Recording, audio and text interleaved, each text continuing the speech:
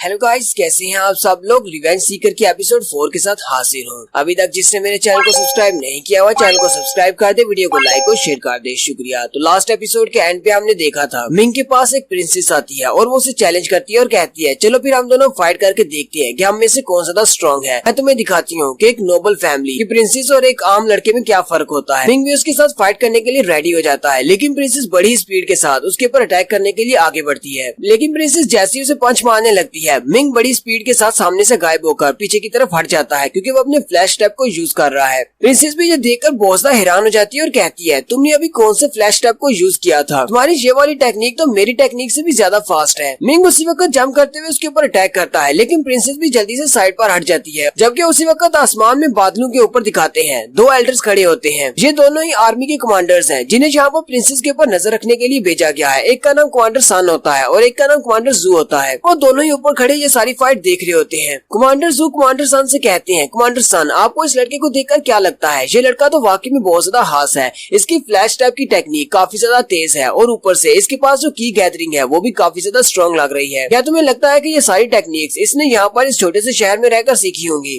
Commander सन कहते हैं इसके इस फ्लैश टैप को देखकर तो लगता है इसकी ये टेक्निक इमोर्टल श्राइन वालों की है। मैंने ऐसी ही सेम टेक्निक इमोर्टल श्राइन वालों के पास भी देखी थी। फिर नीचे ग्राउंड का सीन दिखाते हैं। वो दोनों बड़ी ही स्पीड के साथ एक दूसरे के साथ फाइट कर रहे होते हैं। कमांडर जू कहते हैं क्या हमें वहाँ पर जाकर उन दोनों को रोकना चाहिए, कहीं वो लड़का हमारी प्रिंसेस को नुकसान न पहुँचा दे। जबकि कमांडर सन उसे रोक देते हैं और कहते हैं नहीं, हम लोग वहाँ पर नीचे जाकर इस फाइट में इंटरवीन नहीं कर सकते। हमें ऑर्डर्स मिले हैं, हमें छुपकर प्रिंसेस की हिफाजत करनी है। हम यहाँ पर छुपकर ही सब कुछ देखेंगे। मुझे नहीं लगता कि वो लड़का इतना ज्यादा स्ट्रॉन्ग है कि हमारी प्रिंसेस को नुकसान पहुंचा सके। नेक्स्ट सीन फिर से ग्राउंड का दिखाया जाता है। 4 घंटे की फाइट करने के बाद वो दोनों ही बहुत ज्यादा थक चुके होते हैं और वो दोनों वहाँ पर खड़े लंबे लंबे सांस ले रहे होते हैं। मिंग हंसते हुए कहता है तो ये तुम्हारी पावर है, तुमने तो कहा था तुम एक प्रिंसेस हो और तुम बहुत ज्यादा स्ट्रॉन्ग हो, लेकिन मेरी जैसे आम लड़के के मुकाबले में तुम्हारी पावर तो बिल्कुल सेम है। प्रिंसेस उसकी बात सुनकर गुस्सा हो जाती है और कहती है हाँ ये बात ठीक है कि मैं अभी अपनी ब्लड कल्टीवेशन की स्टेज पर हूँ कि मैं बहुत ही जल्दी अपने आप को ब्रेक थ्रू कर लूंगी। तुम यहीं पर रुको, मैं कल वापस आऊंगी, फिर हम दोनों दोबारा से फाइट करेंगे और फिर दिखाऊंगी मैं तुम्हें कि मैं कितनी ज्यादा स्ट्रॉन्ग हूँ। और साथ ही प्रिंसेस पीछे की तरफ मुड़ जाती है, जबकि मिंग उसका मजाक उड़ाते हुए कहता है कल तुम वापस मत आना, मैं तो बहुत ज्यादा डर गया हूँ। रॉयल प्रिंसेस तुम तो बहुत ज्यादा पावरफुल हो। जबकि प्रिंसेस उसकी बातें सुनकर बहुत ज्यादा गुस्सा हो रही होती है। प्रिंसेस के वहाँ से चले जाने के बाद मिंग फिर से अपने गोश्त का टुकड़ा उठाता है और खाना शुरू कर देता है और कहता है पता नहीं ये पागल लड़की कहाँ से आई थी। मिंग उसे कहती है मास्टर ये लड़की कोई आम लड़की नहीं है, उसने कहा था कि वो एक रॉयल फैमिली से है और वो वाकई में एक रॉयल फैमिली से है। यहाँ तक कि 2 वॉरियर लेवल के एक्सपर्ट्स उसको प्रोटेक्ट कर रहे थे, लेकिन चुप कर वो दोनों एक्सपर्ट्स ही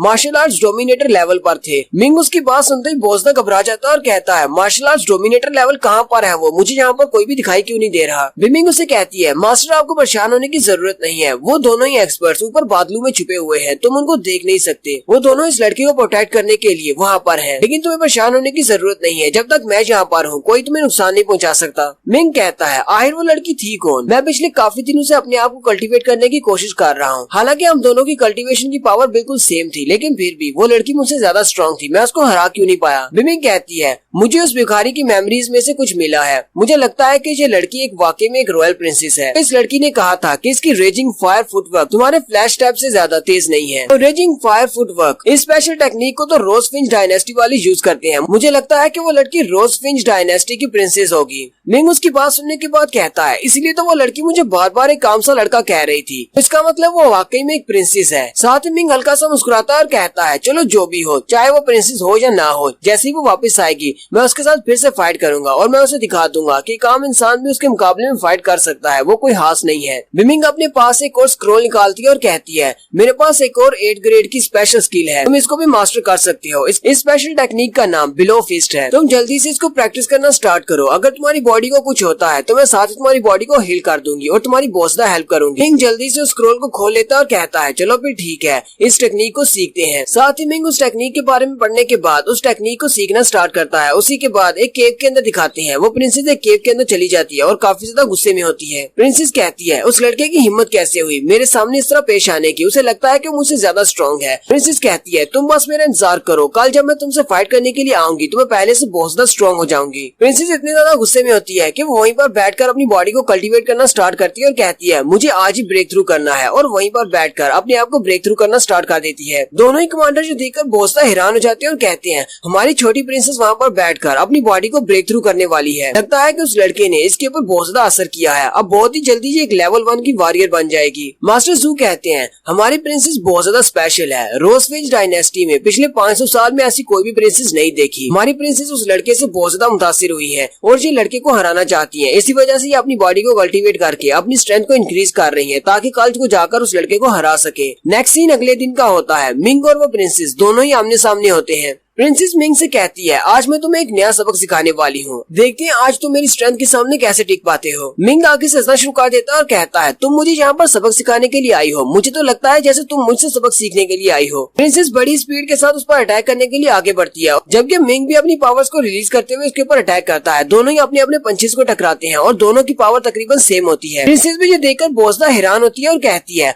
आखिर इस लड़की ने अपनी बॉडी को इतनी जल्दी ब्रेक थ्रू कैसे कर लिया। मैं तो रोजफिंच डायनेस्टी की एक प्रिंसेस हूँ, मैं पिछले कई सालों से अपनी बॉडी के अंदर की को गैदर कर रही हूँ ताकि मैं सिर्फ एक ही रात में अपनी बॉडी को ब्रेक थ्रू कर सकूं। ऐसा मैं ही कर सकती हूँ, ये लड़का ऐसा कैसे कर सकता है, ये तो एक आम सा गरीब सा लड़का है। जबकि मिंग सोच रहा होता है ये लड़की तो वाकई में बहुत ज्यादा पावरफुल है, इसने सिर्फ एक ही रात में अपनी बॉडी को ब्रेक थ्रू कर लिया है। हालांकि मैंने भी ब्रेक थ्रू किया है लेकिन मैंने मिंग की हेल्प ली है। एक दूसरे के साथ पंचेस को टकराने के बाद मिंग पीछे की तरफ जंप कर जाता है। प्रिंसेस अपनी पावर्स को रिलीज करते हुए ऊपर की तरफ जंप करती है और अपने एक स्पेशल मूव जिसका नाम फेरी फीनिक्स विंग्स होता है उसके साथ उसके ऊपर अटैक करने के लिए आगे बढ़ती है। वो अपने स्पेशल मूव के साथ मिंग के ऊपर अटैक कर देती है। उसके स्पेशल मूव की वजह से मिंग भी पीछे की तरफ धकेला जाता है और थोड़ा सा जख्मी हो जाता है, लेकिन साथ ही प्रिंसेस अपने सेकंड मूव को यूज करती है जिसका नाम स्वर्ड ऑफ फ्लेम्स होता है और उसके साथ भी उसके ऊपर अटैक कर देती है। कमांडर सन कमांडर जू से कहते हैं कमांडर जू आपको क्या लगता है ये लड़का काफी ज्यादा स्ट्रॉन्ग है, इसने सिर्फ 2 दिन में अपनी बॉडी को 2 स्टेज के साथ लेवल अप कर लिया है, ये लड़का तो वाकई में एक टैलेंटेड बंदा है। आप क्या कहते हैं, क्या हमें इस लड़के को अपने साथ वापस ले जाना चाहिए या फिर इस लड़के को यहीं पर मार देना चाहिए। हमारे पास सिर्फ 2 ही ऑप्शंस हैं। लेकिन जैसे ही वो मिंग को मारने की बात करते हैं मिंग बहुत ज्यादा गुस्सा हो जाती है और वहीं नीचे से ही अपनी पावर्स को रिलीज करती है। जैसे ही वो अपनी पावर्स को रिलीज करती है वो दोनों ही कमांडर्स बहुत ज्यादा घबरा जाते हैं और कहते हैं ये तो एक सुप्रीम बीइंग है। कमांडर्स उससे माफी मांगते हुए कहते हैं अगर आप वाकई में इमोर्टल श्राइन की एक सुप्रीम बीइंग है हम आपसे माफी चाहते हैं, हम लोग इस लड़के के बारे में बहुत ही बुरा भला सोच रहे थे लेकिन अब हमें आप माफ कर दे, हमें इस बारे में नहीं पता था कि आप इस लड़के को प्रोटेक्ट कर रहे हैं। लेकिन सामने से उन्हें कोई भी जवाब नहीं आता, यानी उन्हें बीइंग नजर नहीं आ रही लेकिन उसकी पावर उन्हें महसूस होती है। कमांडर सन कहते हैं मुझे लगता है कि सुप्रीम बीइंग अपने आप को जाहिर नहीं करना चाहता, यहीं पर रहकर इंतजार करना होगा, शायद किसी न किसी वक्त तो हमारे सामने आएगा। नेक्स्ट सीन फिर से फाइटिंग का दिखाया जाता है जहाँ पर प्रिंसेस मिंग को बड़ी बुरी तरह से पीट रही होती है क्योंकि उसकी स्ट्रेंथ उससे बहुत ज्यादा है। मिंग उससे बहुत ज्यादा मार खाता है और काफी ज्यादा जख्मी भी हो जाता है। प्रिंसेस उसे कहती है क्या अब तुम्हें पता चला कि एक आम इंसान और एक रॉयल फैमिली की लड़की में कितनी ज्यादा पावर डिफरेंस है। हालांकि हम दोनों सेम लेवल पर हैं लेकिन फिर भी मेरी की पावर तुमसे ज्यादा है। मिंग उसे कहता है मैं अभी तक हारा नहीं हूँ, चलो फाइट को फिर से कंटिन्यू करते हैं। प्रिंसेस उसकी बात सुनने के बाद मुस्कुराना शुरू कर देती है और कहती है ये लड़का तो वाकई में बहुत ज्यादा अलग है, हालांकि ये मुझसे इतनी ज्यादा मार खा चुका है लेकिन फिर भी ये मुझसे फाइट करना चाहता है, लगता है कि इसकी जीतने की ख्वाहिश बहुत ज्यादा स्ट्रॉन्ग है। प्रिंसेस पीछे की तरफ मुड़ जाती है और कहती है तुम इतने भी ज्यादा बुरे नहीं हो, जाकर और थोड़ी प्रैक्टिस करो, हम लोग कल मिलेंगे, मैं तुमसे कल आकर फाइट करूंगी, अभी मैं बहुत ज्यादा थक गई हूँ। नेक्स्ट सीन अगले दिन की फाइट का दिखाया जाता है और फिर नेक्स्ट सीन तीसरे दिन की फाइट का दिखाया जाता है और फिर नेक्स्ट सीन चौथे दिन की फाइट का दिखाया जाता है। प्रिंसेस और मिंग काफी दिनों तक इसी तरह फाइट करते रहते हैं। काफी दिनों के बाद प्रिंसेस वापस आती है और उसे कहती है तो आपसे लड़के क्या तुम मुझसे मार खाने के लिए तैयार हो। मिंग उसे कहता है अपनी बकवास बंद करो और चलो मुझसे फाइट करो और दिखाओ तुम्हारे पास कौन से स्पेशल मूव्स हैं। मिंग कहता है तुम्हें क्या लगता है कि मैं हर रोज यहाँ पर तुमसे मार खाने के लिए आता हूँ। हर रोज यहाँ पर मार खाने के बाद रात को बैठकर अपनी बॉडी को कल्टीवेट करता हूँ ताकि मैं अपनी एनर्जी को और भी ज्यादा बढ़ा सकूँ। प्रिंसेस मिंग से कहती है तुम ये बात अच्छी तरह से जानते हो कि तुम कभी भी मुझे हरा नहीं पाओगे क्योंकि तुम्हारी कल्टीवेशन इतनी ज्यादा हाई नहीं है, लेकिन फिर भी तुम हर रोज मुझसे मार खाने के लिए आ जाते हो। आखिर तुम इस बात को मान क्यों नहीं लेते कि तुम मुझे हरा नहीं सकते। मिंग प्रिंसेस से कहता है पीछे हमने जितनी भी फाइट्स की हैं उसमें मैंने कोई भी मार्शल आर्ट्स का स्किल यूज नहीं किया था, सिर्फ मैं अपनी फुटवर्क से टेक्निक्स को यूज करते हुए तुम्हें डॉज कर रहा था, लेकिन इस बार मैं सबसे वीकेस्ट स्किल को यूज करने वाला हूँ। जबकि मिंग सोच रहा होता है अब जबकि मैंने बिलो फिस्ट टेक्निक को सीख लिया है उससे मैं इसके ऊपर यूज कर सकता हूँ, चलो देखते हैं कि मैंने इस टेक्निक को सही से मास्टर किया है या नहीं। प्रिंसेस उसकी बात सुनने के बाद हंसना शुरू कर देती है और कहती है लगता है कि तुम्हें सिर्फ मार्शल आर्ट्स का एक ही स्किल आता है, तो इसी बात से ये बात साबित होती है कि तुम वाकई में एक आम और गरीब से बंदे हो, तुम्हें सिर्फ एक ही मार्शल आर्ट्स का स्किल आता है। मिंग उसकी बात सुनने के बाद बहुत ज्यादा शर्मिंदा हो जाता है और कहता है ऐसी बात नहीं है, ये इधर उधर की बातें छोड़ो, तुम मुझे बस इतना बताओ क्या तुम मुझसे फाइट करना चाहती हो या नहीं। प्रिंसेस उसे कहती है अगर ऐसी बात है चलो फिर फाइट करते हैं, और वो अपने स्किल को यूज करते हुए उसके ऊपर अटैक कर देती है। लेकिन मिंग भी अपनी पाम टेक्निक को यूज करते हुए उसके अटैक को ब्लॉक कर लेता है। प्रिंसेस ये देखकर बहुत ज्यादा हैरान हो जाती है और कहती है पहली बार जब मैंने स्किल को यूज किया था तब ये इस अटैक को ब्लॉक नहीं कर पाया था। मिंग प्रिंसेस से कहता है मैं तुमसे बस इतना ही कहना चाहूंगा कि अभी भी टाइम है, सरेंडर कर दो वरना तुम्हें जख्मी हो जाओगी। प्रिंसेस ऊपर की तरफ जंप करती है और अपनी पावर्स को रिलीज करते हुए उसे कहती है तुम चाहते हो कि मैं तुम्हारे सामने सरेंडर कर दूं, तुम्हारे सपनों में, ऐसा कभी भी नहीं होने वाला।